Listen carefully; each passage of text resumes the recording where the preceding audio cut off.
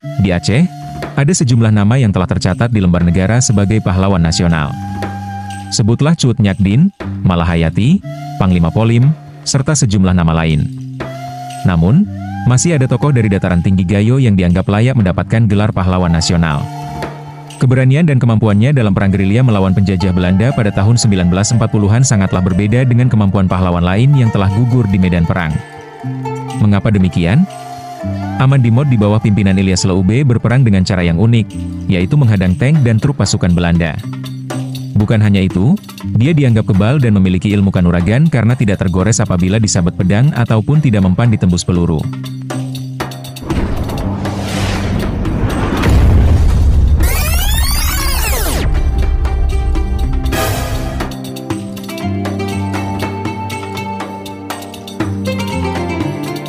Pada tanggal 30 Juli 1949, di sekitar Tanah Karo, Sumatera Utara, pasukan Bagura dan Mujahidin asal Aceh tengah mengintai dan menunggu iring-iringan tank dan 25 truk Belanda.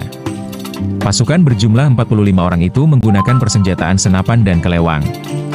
Berdasarkan sejumlah sumber, pasukan Barisan Gorila Rakyat, Bagura, yang dipimpin Ilyas Leube bersama gerilyawan setempat menyerbu tank dan truk tersebut dengan membabi buta sehingga membuat pasukan Marso sekalang kabut. Satu dari puluhan serdadu tersebut bernama Abu Bakar yang dijuluki dengan Pang atau Sang Pemberani, Aman Dimot.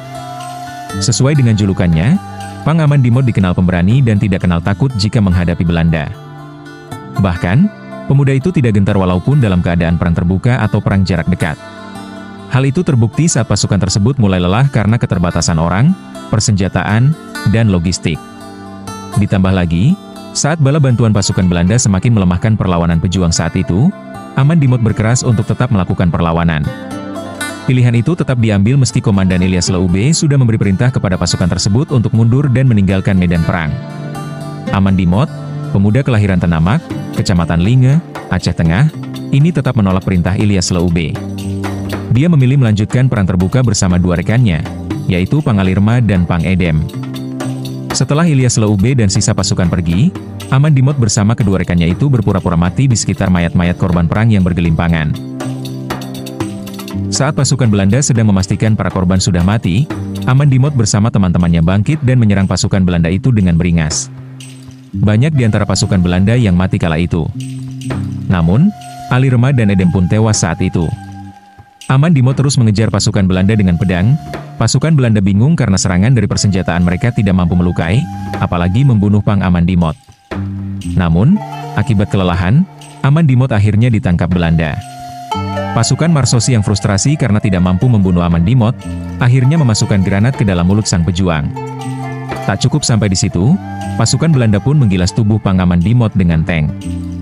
Maka dari itu, tanggal 30 Juli 1949 gugurlah Aman Dimot di Raja Merahe, Sukaramai, Karo, Sumatera Utara.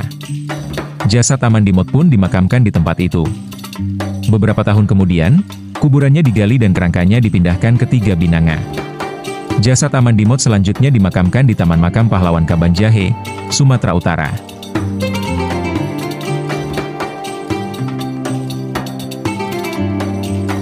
Bagi masyarakat Gayo di Kabupaten Aceh Tengah, Bener Meriah, dan Gayo Lues hingga masyarakat Alas di Kutacane, nama Aman Dimot harum karena kisah heroik perjuangannya. Bagaimana tidak, bukan hanya sebagai pejuang di daerahnya, Aman Dimot bahkan berjuang agar Belanda tidak masuk ke Aceh dari jalur Tanah Karo, Sumatera Utara. Pemerintah Aceh Tengah bahkan telah mengusulkan nama Aman Dimot sebagai pahlawan nasional, bersanding dengan nama besar pahlawan Aceh lainnya, seperti Cut Nyakdin, Panglima Polim, dan yang lainnya. Nama Aman Dimot telah disodorkan ke Kementerian Sosial, tetapi hingga saat ini belum berhasil. Kepada kita belum diberitahu apa kekurangannya. Apakah kekurangan administrasi atau kekurangan bukti? Ini yang sedang kita minta untuk disampaikan supaya kalau kurang bukti bisa kita lengkapi, bila kurang administrasi kita bisa penuhi, kata Nasaruddin. Nasaruddin adalah Bupati Aceh Tengah. Dia mengatakan, hal itu seusai upacara peringatan Hari Pahlawan di lapangan Seddakap Aceh Tengah, Selasa, 10 November 2015, lalu. Cuma kita belum pernah diberikan kesempatan untuk presentasi. Kita baru menyampaikan usulan yang dilengkapi dengan penelitian dan kajian ilmiahnya. Mana kalau kita diminta untuk menjelaskan, mungkin suasana tim itu akan berbeda, kata dia. Senada dengan itu, M.Y. Sidang Temas, veteran asal Aceh Tengah, menyampaikan harapan yang sama agar Amandimot diberi gelar pahlawan nasional. Berbicara tentang Amandimot, saya sudah 2 kali berjumpa Menteri Sosial Bahtiar Hamzah. Saya bertanggung jawab untuk menyampaikan makalah tentang Amandimot, kata dia. Kepada pemerintah pusat, pria yang pernah bergabung bersama Kelompok Pemuda Sosialis Indonesia, Pesindo, tersebut mengharapkan Menteri Sosial Hovifah Indar Parawansa agar merealisasikan gelar pahlawan nasional kepada Amandimot.